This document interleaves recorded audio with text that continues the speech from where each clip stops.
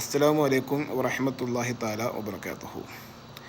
ഏകദേശം 2 ദിവസങ്ങൾക്ക് മുമ്പേ ഓണം ആഘോഷവുമായി ബന്ധപ്പെട്ട് ഒരു ടീച്ചറിൻ്റെ ഒരു സന്ദേശം ചാനലുകാർ അത് എടുത്ത് പ്രയോഗിച്ച ആ ഒരു വിഷയത്തെക്കുറിച്ച് ഞാൻ ഒരു വീഡിയോസ് ചെയ്തിരുന്നു. ഞാനതെൻ്റെ ടിക്ടോക്കിൻ്റെ ഐഡിയിലാണ് ഞാൻ പോസ്റ്റ് ചെയ്തത്. പക്ഷെ അതിൽ തന്നെ ഏകദേശം 1,00,000 ആളുകളോളം ആ ഒരു വീഡിയോസ് കണ്ടിരുന്നു. പക്ഷെ അത് അവിടെ നിന്ന് ഫേസ്ബുക്കിലും ഇൻസ്റ്റഗ്രാമിലൊക്കെ ആളുകൾ പോസ്റ്റ് ചെയ്തിട്ട് കേരളക്കരയിൽ ആകെ അത് കത്തിപ്പടർന്ന ഒരു അവസ്ഥയാണ് ഞാൻ ഇന്ന് മനസ്സിലാക്കിയത്. അതുകൊണ്ട് ആ വീഡിയോസിന് പ്രതികരിച്ച കമൻ്റ് ഇട്ട എല്ലാവർക്കും നന്ദി രേഖപ്പെടുത്തുകയാണ്. ആ എല്ലാ പ്രതികരണത്തിലുള്ള കമൻറ്റുകൾക്കുള്ളൊരു മറുപടിയാണ് ഈ ഒരു വീഡിയോസ് കൊണ്ട് ഞാൻ ഉദ്ദേശിക്കുന്നത്. അതിന് മുമ്പ് നമുക്ക് വേറൊരു വീഡിയോസ് കണ്ടു നോക്കാം.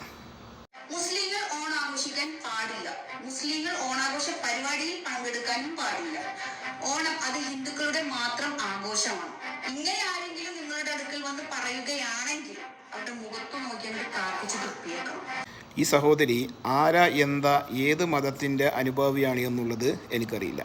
പക്ഷെ ഒരു കാര്യം തർപ്പിച്ച് പറയാൻ പറ്റും, ഒരു യഥാർത്ഥ ഹൈന്ദവ മതവിശ്വാസിയല്ല എന്നുള്ളത് തർപ്പിച്ച് പറയാൻ പറ്റും.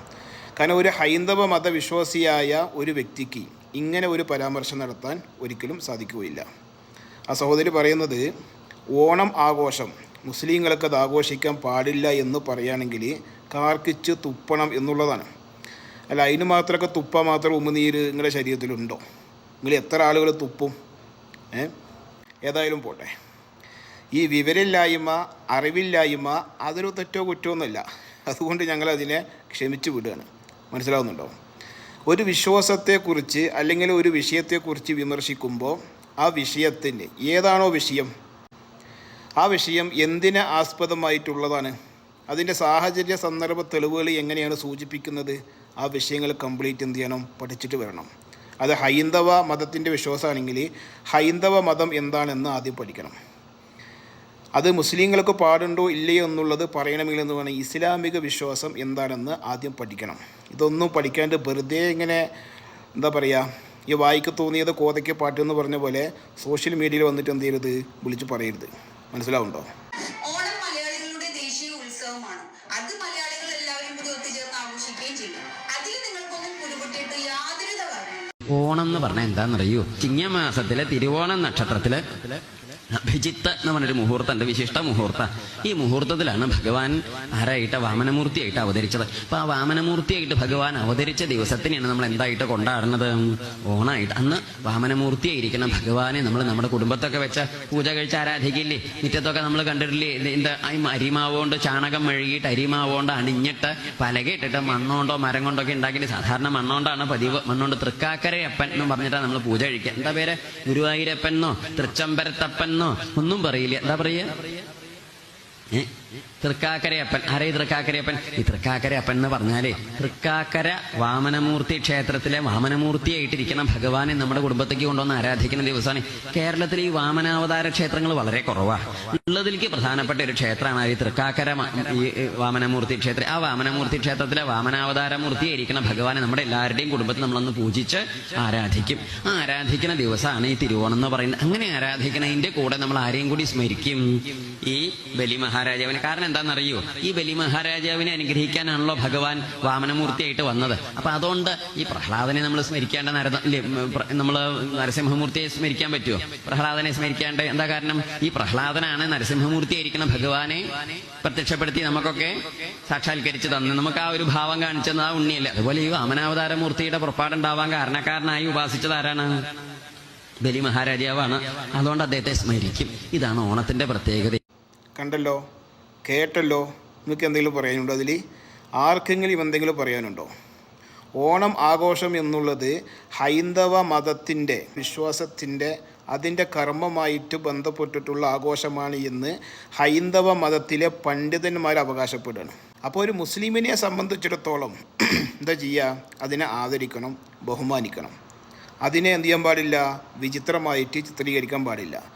ലോകത്ത് കേരളത്തിൽ ഏതെങ്കിലും ഒരു മുസ്ലിം ഏതെങ്കിലും മതത്തിൻ്റെ ആചാരങ്ങളെയോ വിശ്വാസങ്ങളെയോ മോശമായിട്ട് ചിത്രീകരിച്ചായിട്ട് നിങ്ങൾക്ക് കാണിച്ചു തരാൻ സാധിക്കുമോ? ഒരിക്കലുമില്ല.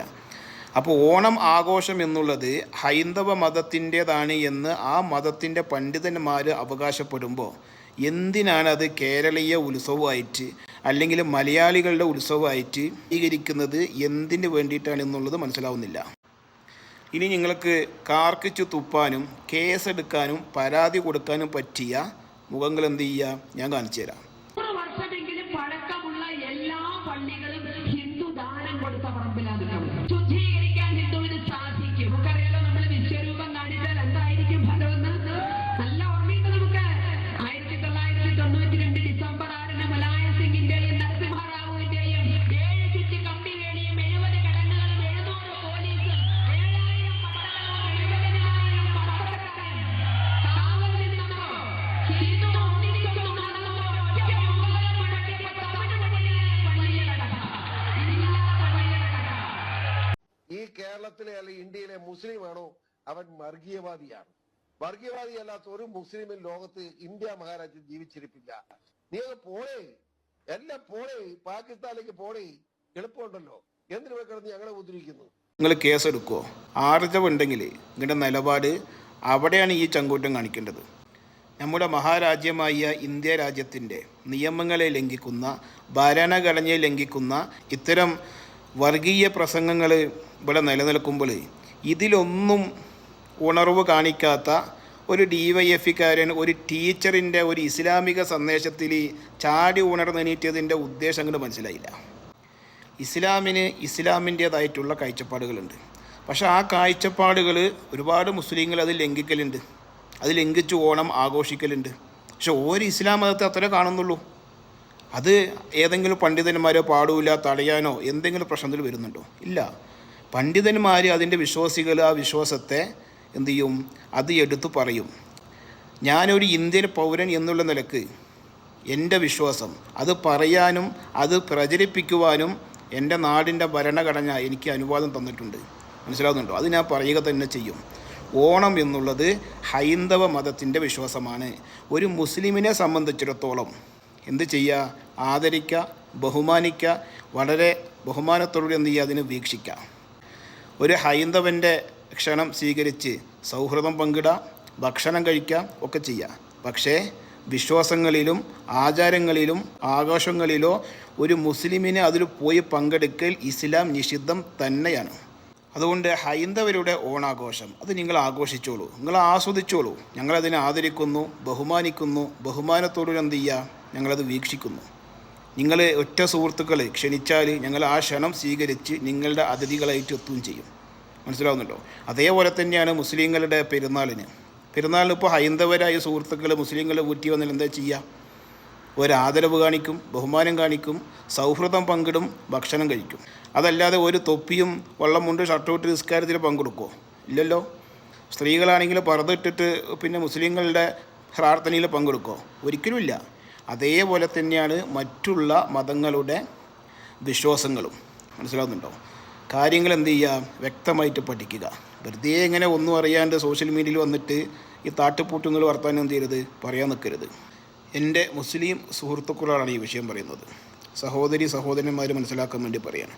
ലാ ഇലാഹ ഇല്ലല്ലാഹ് മുഹമ്മദ് റസൂലുള്ളാഹ്, പടച്ച റബ്ബിൻ്റെ ഏകത്വം, അത് പ്രവാചക ശൃംഖലയ്ക്ക് പരിശമാർത്തി കുറിക്കപ്പെട്ട പ്രവാചകനാണ് മുഹമ്മദ് നബി എന്നുള്ള തത്വം നിങ്ങൾ അംഗീകരിക്കുന്നുണ്ടെങ്കിൽ ഈ വിശ്വാസത്തെ മറികടന്നുകൊണ്ട് ബഹുദൈവ ആരാധനയുമായി ബന്ധപ്പെട്ട അന്യമതസ്ഥരുടെ ആഘോഷങ്ങളിൽ നിങ്ങൾ പോയി പങ്കെടുക്കുന്നുണ്ടെങ്കിൽ നിങ്ങളുടെ വിശ്വാസം താൽക്കാലികമായിട്ട് നിങ്ങളത് മാറ്റിവെച്ചു എന്നുള്ളതാണ്.